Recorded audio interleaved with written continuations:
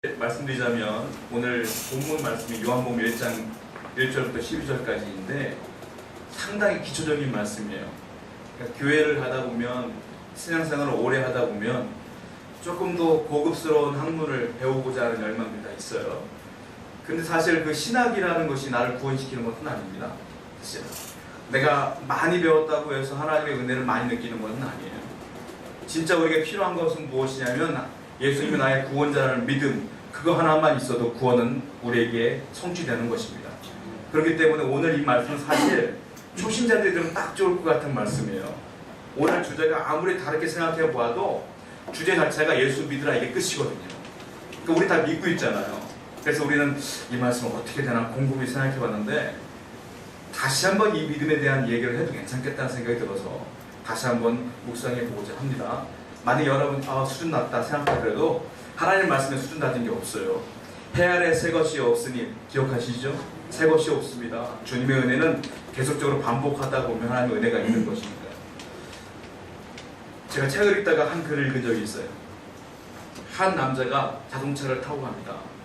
그러다가 그가 자동차가 고장이 나서 잠깐 길가에 세워놓고 그 자동차가 왜 고장나는가 한번 살펴보려고 했어요. 그 사람의 직업은 정비공이었기 때문에 너무 자연스럽게 이 차를 고칠 수 있을 거라는 생각을 가지고 본넷을 열었어요. 열고 이것저것 다 만져봐도 이 정도의 증상이면 여기에 고장났을 거라는 생각을 가지고 고쳐봤는데 고쳐지지가 않는 거예요. 고민하고 있는 차에 옆으로 차 한 대가 싹 와요. 그러더니 나이를 먹은 지긋한 양복 입은 사람이 쓱 내리는 거예요. 그래서 이 사람이 제가 한번 봐도 되겠습니까? 라고 물어요. 이 사람이 콧방귀를 낍니다. 왜냐하면 나는 정비공인데 이 사람은 아무리 봐도 정비공처럼 보이지가 않는 거예요. 그래서 거부를 했다가 이 사람이 자꾸 얘기를 하니까 그럼 한번 봐주시죠 라고 했어요. 그런데 이 사람이 본넷을 열고 이것저것 만져보니까 갑자기 시동이 걸리기 시작하는 거예요. 이 사람이 깜짝 놀랐어요. 놀라가지고 이 노신사에게 이렇게 얘기를 합니다. 누구십니까? 저에게 명함 하나만 줄 수 있어요? 그때 이 사람이 명함을 줬어요. 명함에는 뭐라고 써있냐면 헨리 포드라고 써있었어요. 이 사람이 누구냐면 포드 자동차의 회장님이셔요. 포드 자동차를 만든 분이었던 거예요. 만들었기 때문에 잘 고친 거죠. 한마디로 말하면. 제가 이제 카센터를 가보면 우리나라 브랜드가 많잖아요. 현대, 기아 여러 가지 브랜드가 있잖아요. 이것저것 다 만지는 카센터를 가면 고치기는 고치는데 심각한 고장난 차는 잘 못 고치는 것 같더라고요. 그런데 특별한 자기네 브랜드만을 하는 정비소들이 있어요. 거기를 가면 잘 고쳐요. 왜냐하면 그것만 보니까. 만드는 사람은 잘 고치게 돼 있어요. 핸드폰이나 컴퓨터나 우리가 브랜드의 AS 센터를 가면 그분들은 그것만 보니까 잘 고쳐요. 그런데 이것저것 다 만지는 분들한테 가면 잘 모르는 경우가 많아요. 사실. 만든 분이니까 잘 고쳐요. 이건 정답이에요. 사실은. 제가 이 얘기를 왜 하냐면 오늘 말씀이 그 말씀이, 이 메시지가 똑같은 메시지예요. 우리를 만든 분이 우리를 잘 고쳐요. 우리를 만든 분이 우리 길을 잘 인도하죠. 할렐루야. 그분이 하나님이라는 걸 얘기하고 있는 거예요. 우리를 만든 분이 잘 고친다. 이 메시지가 오늘 본문 요한복음 1장 1절부터 12절 말씀의 이야기예요. 인류 역사상 가장 큰 사건이 있었습니다. 그 사건이 무엇인 줄 아십니까? 그 사건은 예수님이 이 땅에 오신 사건이에요. 그런데 믿음이 있는 사람들은 고개를 끄덕여요. 예수님이 온 사건이 큰 사건이지. 성탄절도 있고 크리스마스 때 많은 사람들이 교회마다 환영하고 축복하니까. 그런데 믿음이 없는 사람들은 좀 아리송해해요. 사실은. 어떤 분들은 예수님은 역사적인 인물이 아니라고 말하기 때문에 허구의 인물이라고 말하는 분들도 있기 때문에 그게 왜 큰 사건이야? 라고 의구심을 가질 수 있어요. 그런데 증거물을 제가 대볼게요. 왜 큰 사건이냐면 예수님이 오셨을 때에 인류가 완전히 달라져요. 왜냐하면 오신 이전과 오신 이후로 나누어져요. 인류 역사를 이야기할 때 기원전과 기원 후로 얘기하잖아요. 기원전은 BC라고 얘기해요. 영어로. BC의 약자는 뭡니까? Before Christ예요. 예수님이 오기 전이 기원전이에요. 기원 후는 AD라고 말해요. 우린 지금 AD의 삶을 살고 있는 건데 AD가 뭡니까? 라틴어로 얘기하고 있어요. 아노 도미니라고 해요. 이건 뭐냐? 그리스도가 오신 이후. 예수님이 오신 이전과 이후로 나뉠 정도면 얼마나 임팩트 있는 사건입니까? 그 사건이. 영어로 역사는 히스토리예요. 히스토리를 두 개로 쪼개보면 히스 스토리예요. 그분의 이야기가 역사라는 소리예요. 정말 그분이 오셨다는 건 엄청난 사건임을 우리는 믿어야 될 줄로 믿습니다. 그렇다면 그분이 오신 이유가 있을 거 아니에요. 자, 그분이 오셔서 인류가 이렇게 나아졌다면 한 개인에게 예수님이 오셨다는 것은 엄청난 사건이에요. 사실 저도 증인 중에 한 사람이에요. 왜냐하면 제가 어린 시절부터 꿈이 있었거든요. 제 꿈은 교편을 잡는 게 제 꿈이었어요. 그래서 교편을 잡기 위해서 항상 저는 한번 휠을 꽂히면 잘 안 바뀌는 스타일이라 한번 딱 교편 그러니까 끝까지 그것만 생각했거든요. 10대 초반 때 어느 날 부흥 집회 때 성령을 경험하게 돼요. 제가 그러면서 내가 죄인 걸 깨닫게 되고 하나님께 회개하면서 그리스도를 완전히 정면으로 인격적으로 확 만나게 돼요. 그러면서 제가 꿈이 바뀌어요. 그날 완전히 바뀌어요. 그동안 가져왔던 꿈이 완전히 바뀌었어요. 그날 이후로 제 꿈은 목사였어요. 주의종으로 완전히 바뀐 거예요. 그리고 한 번도 안 바뀌고 지금까지 쫙 와다가 목사가 됐었죠. 그 전에는 친구들 있죠. 남자들은요, 10대 때 남자들 친구들은요 거의 절대적이에요. 사실 친구들의 영향력이 나에게 흘러와요. 그들이 쓰는 언어와 단어와 그들의 사상이 나에게 그대로 와요. 그러니까 그들의 꿈이 내 꿈이고 그들이 좋아하는 게 내가 좋아하는 게 돼요. 친구들이 좋아하는 게 내가 좋아하는 거예요. 사실은. 그런데 그리스도를 영접한 이후에 완전히 달라져요. 친구들이 좋아하는 게 내가 좋아하는 게 아닌 걸 알게 돼요. 내가 좋아하는 건 성경 말씀에서 말씀하시는 것이 내가 따라야 될 것을 걸 깨닫게 돼요. 그러면서 그렇게 살게 되었고 지금까지 오게 된 거예요. 한 개인에게 그리스도를 영접한다는 사건은 너무도 큰 사건이거든요. 성경에도 그렇거든요. 바울이라고 하는 분이 계세요. 사도 바울. 그분이 예수님 만나기 이전에는 그리스도를 믿는 사람들을 핍박했고 옥에 가뒀던 분인데 다마스커스를 가던 길 가운데 다메섹이라고 성경에 써있어요. 다메섹으로 가던 길에 예수를 만나고 그분의 인생이 완전히 바뀌어지죠. 그리스도를 전하는 사람을 감옥에 가뒀던 사람이 그리스도를 전합니다. 그리고 자기의 모든 걸 포기하고 배설물로 여기고 나중에 예수님 때문에 순교당할 정도까지 나아가게 돼요. 완전히 인생이 바뀌었어요. 그리고 그분이 성경 속에 우리에게 고백을 해요. 성경을 보겠습니다. 고린도후서 5장 17절을 볼게요. 고린도후서 5장 17절.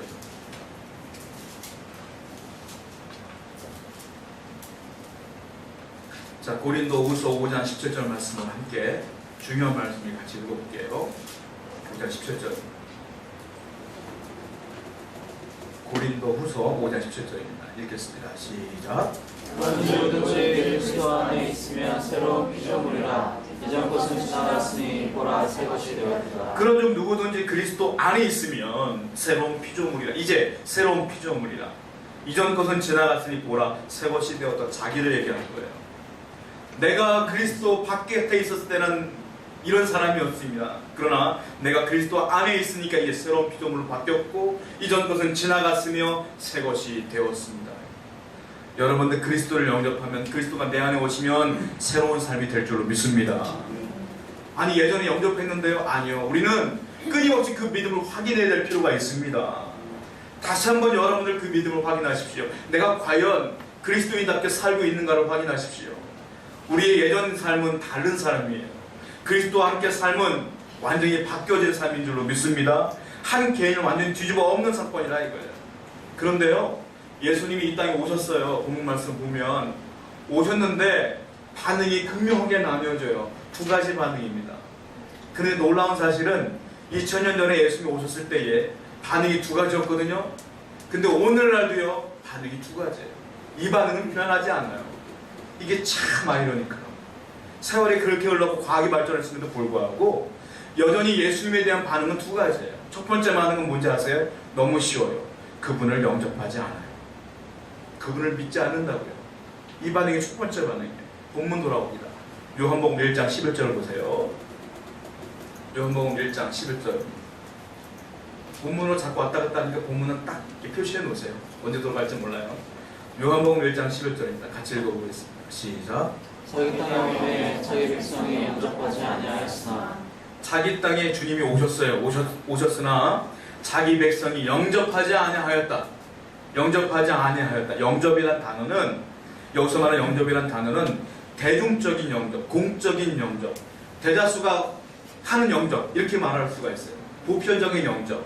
그러니까 다른 말로 표현하자면 예수님이 이 땅에 오셨는데 자기 백성이 대부분 영접하지 않았다 이렇게 말해요. 대다수가 영접하지 않았다라고 표현할 수가 있는 거예요. 대부분이 안 믿었다는 소리야.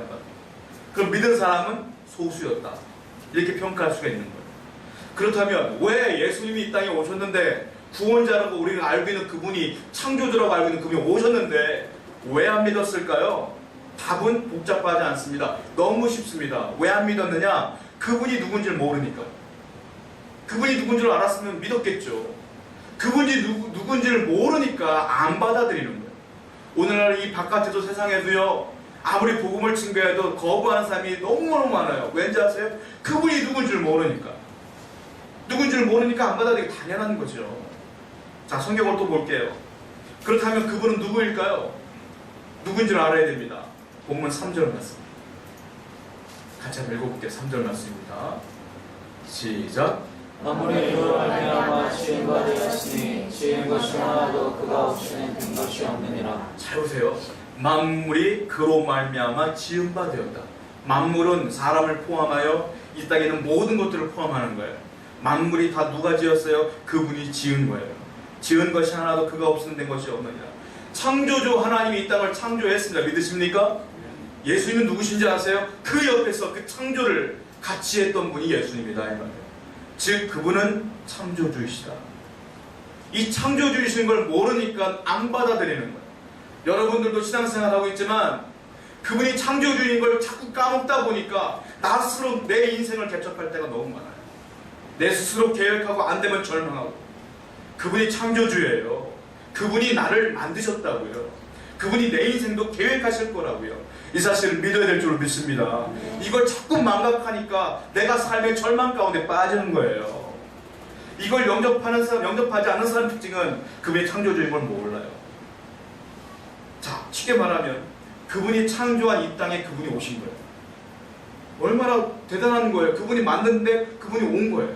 그럼 그분을 받아들여야 되는 거, 축제해야 되는 게 당연한 건데 아무도 안 받아들여요. 다시 본문 11절 보세요. 제가 이번에 읽어드릴게요. 자기 땅에 오매 자기 백성이 영접하지 아니하였다.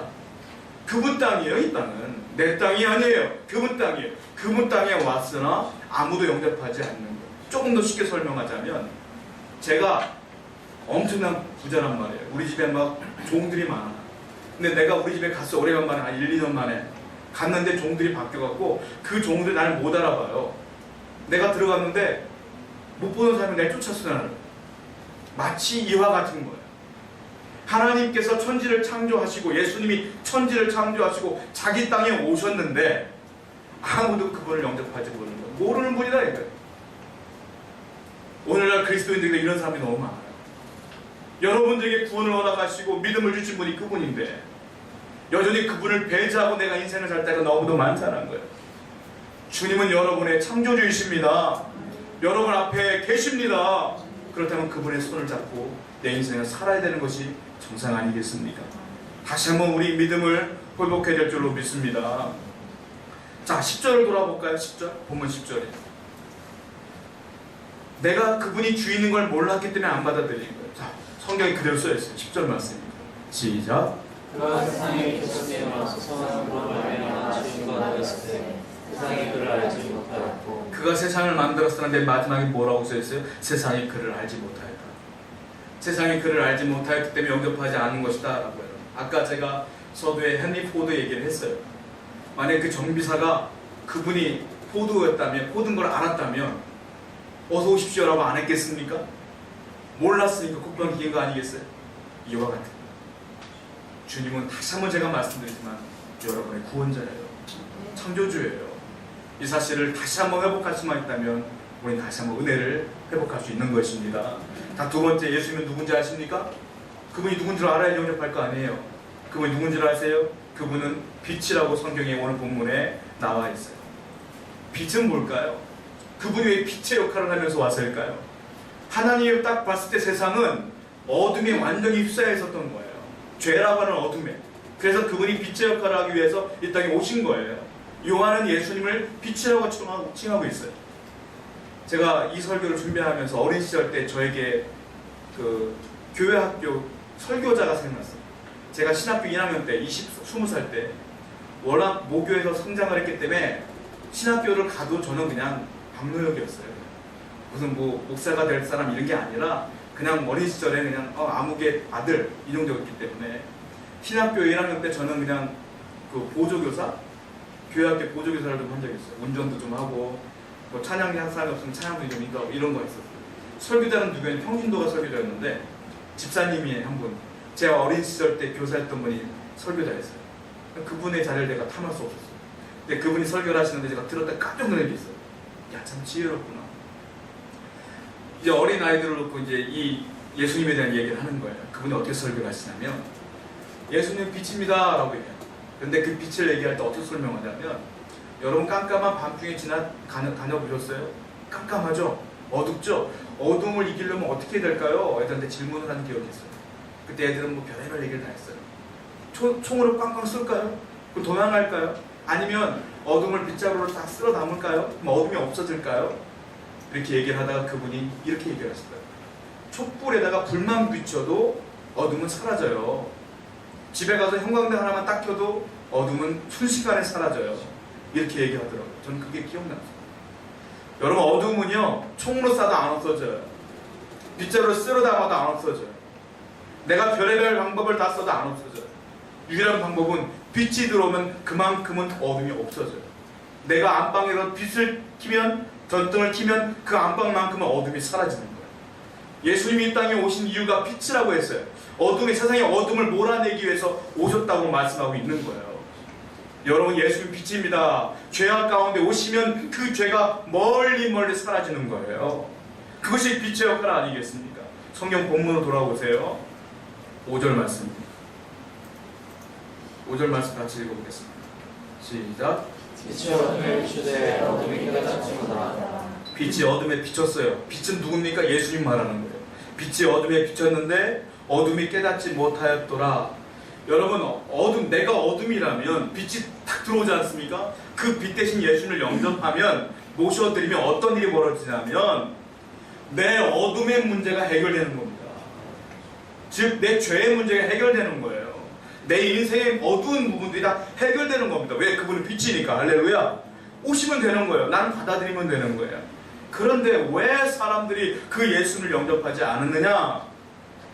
너무 간단한 진리를 외면했기 때문에 그래요. 빛이 들어오면 내 죄가 해결되는데 그 부분을 강조하는 것이 아니라 빛이 들어오면 내 죄가 드러날 게 들어오는 거예요. 드러날까? 오히려 이게 더 심각한 거예요. 아무도 그렇게 생각하진 않습니다. 아니요. 잠재적으로는 다 자기도 모르는 사이에 그런 이유가 다 있어요. 제가 전도를 해보면 연세 드신 남자분들이라든지 저랑 비슷한 연배 남자들을 이렇게 물어보고 전도를 해보면 대부분의 어떤 반응을 보이는지 아세요? 아유 교회를 가면 아유 제가 술도 못 먹어야 되고 교회를 가면 아유 담배도 못 피워야 되고 교회를 가면 제가 주말마다 제가 조기 축구했는데 축구도 못 나가고 교회 가면 맨날 헌금만 할 때 아유 저 그럴 돈도 없고 이런 핑계를 해요. 그게 어떤 핑계냐면 자세히 들어보면 나는 축구하면서 놀고 싶고 나는 지금 술 담배 하는 즐김을 쾌락을 유지하고 싶고 그런데 교회를 가면 왠지 거룩해져야 될 것 같고 다른 말로 말하면 내 죄성이 드러날 것 같다 두렵다는 거예요. 한마디로 말하면 그 말이 그 말이에요. 내가 하고 있는 것들을 포기해야 되는 게 두려운 거예요.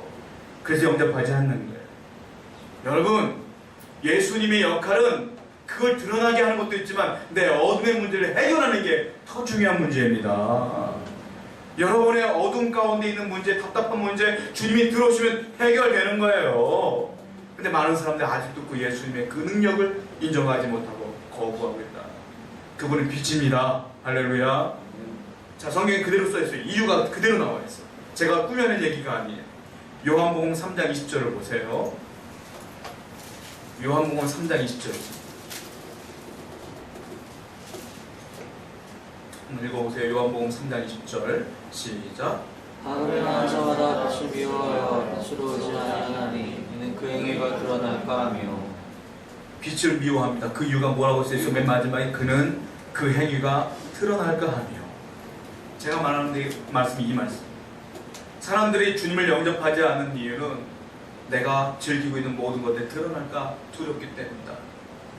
여러분 중요한 건 이것이 중요한 것이 아니라 드러나면 회개하면 되는 거고 우리는 주님을 영접하여 내 안에 어두운 문제를 해결하는 것이 더 중요한 줄로 믿습니다. 이것이 가장 중요합니다. 이 두 가지만 알면 예수님을 영접할 수밖에 없죠. 그분이 창조주이며 빛이다 알면. 그러나 아무도 몰랐어요. 자, 두 번째 반응이 있어요. 예수님이 이 땅에 왔습니다. 첫 번째 반응은 거부했고 영접하지 않았어요. 두 번째 반응은 뭔지 아세요? 너무 쉬워요. 영접했어요. 이게 두 번째 반응입니다. 그런데 그 본문 말씀에 보면 1절부터 12절까지 읽었는데 대부분은 영접하지 않는 사람들의 이야기였고 영접한 사람의 이야기는 딱 한 절, 12절 한 절로 나와요. 12절 말씀을 다시 한번 읽겠습니다. 시작. 영접하는 자 결코 이름을 믿는 자들에게는 하나님의 자녀가 되는 것을 주셨으니 그러나 그럼에도 불구하고 예수님을 영접하면 곧 그 이름을 믿는 자들에게는 하나님의 자녀가 되는 권세를 주셨다. 1절부터 11절까지는 아까 말씀드렸잖아요. 대부분이 영접하지 않았다. 즉 대다수는 영접하지 않은 거예요. 근데 12절 말씀은 소수만이 영접한 거예요. 소수만. 그런데 놀라운 건 뭔지 아십니까? 진리는 다수에 의해 결정되지 않는다는 게 너무 감사해요. 다수에 의해 결정되는 게 아니에요. 만약에 다수에 의해 결정된다면 영접하지 않은 사람들이 훨씬 많기 때문에 예수님의 이 사건은 거짓이 될 수밖에 없죠. 그러나 하나님의 진리는 다수에 의해 결정되는 게 아니에요. 이것이 진짜 생명의 길이냐 아니냐 이게 중요한 거지. 많이 가느냐 그렇지 않느냐 이게 중요하지 않다는 거예요. 소수의 길이지만 이것이 진리입니다. 자, 이것을 구체적으로 설명한 말씀이 있는데 마태복음 7장 13절부터 14절이에요. 보세요. 마태복음 7장 13절과 14절.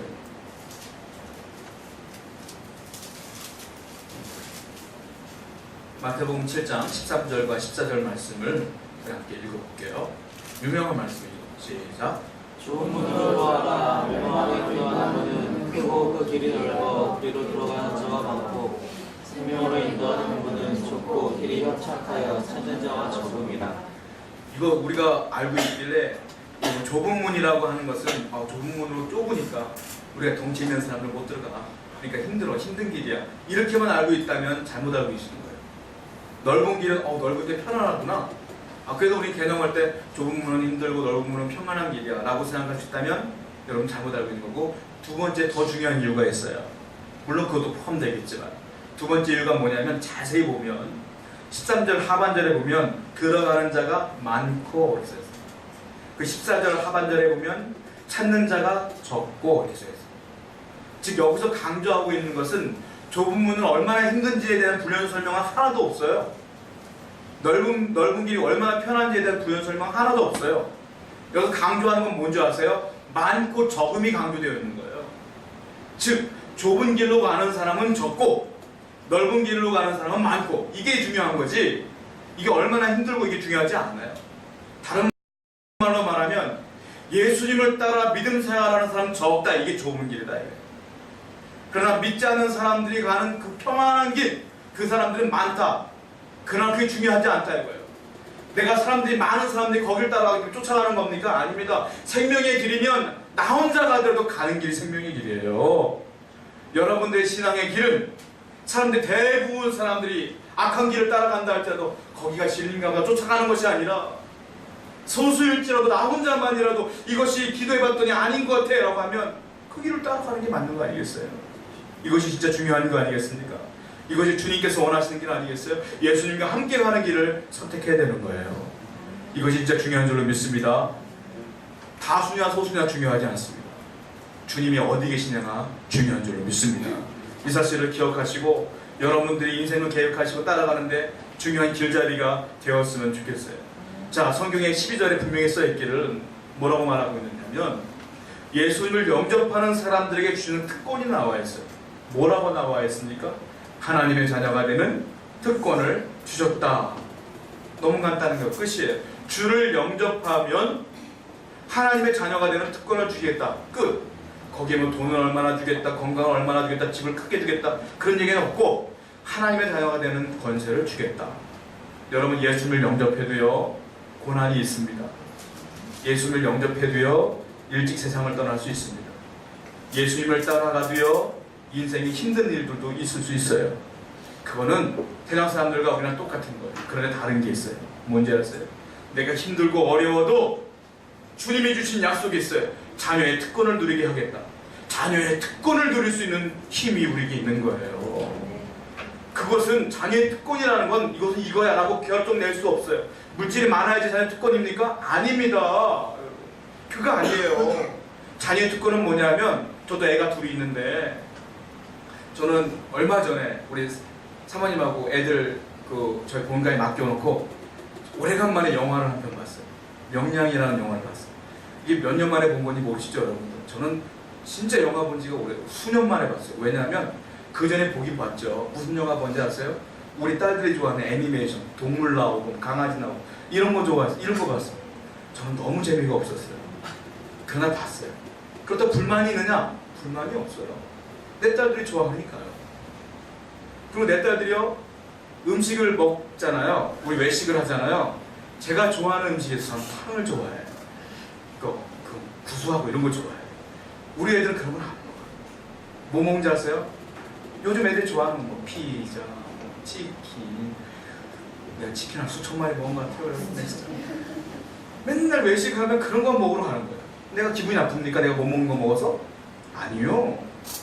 기분이 좋아요. 애들이 좋아하니까. 이유가 뭔지 아세요? 내가 내 자녀를 사랑하니까. 자식이 원하는 거니까 나는 그냥 기분이 좋은 거예요. 그렇잖아요. 물론 뭐 세상에는 다 똑같은 부모가 아니라 자녀가 뭐 먹으면 음식도 값주는 부모도 있다고 하더라고요. 얼마 전에 보니까. 그렇지만 대부분 그렇지 않습니까? 자녀의 특권은 뭡니까? 하나님이 나를 자녀 삼으신 거예요. 그렇기 때문에 하나님께서는 내가 뭘 하든 다 기뻐하셔요. 그리고 내가 원하는 것 틀어주셔요. 할렐루야. 이게 자녀의 특권이에요, 여러분. 그리스도를 영접하는 놀라운 축복이 여기 있음을 다시 한번 회복하시고, 잊어먹었다면 주님이 내가 기도하면 역사하신다. 다시 한번 믿으시기 바랍니다. 제가 거짓말하지 않아요. 성경이 그대로 써있어요. 마태복음 7장 11절 보세요.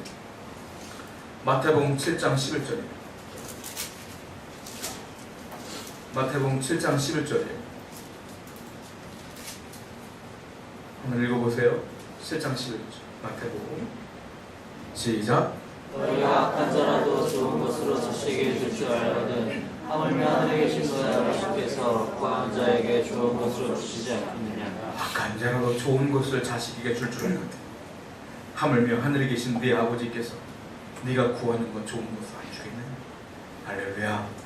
이분이 우리 하나님 아버지십니다. 주님을 영접한 사람에게 주시는 특권입니다, 여러분.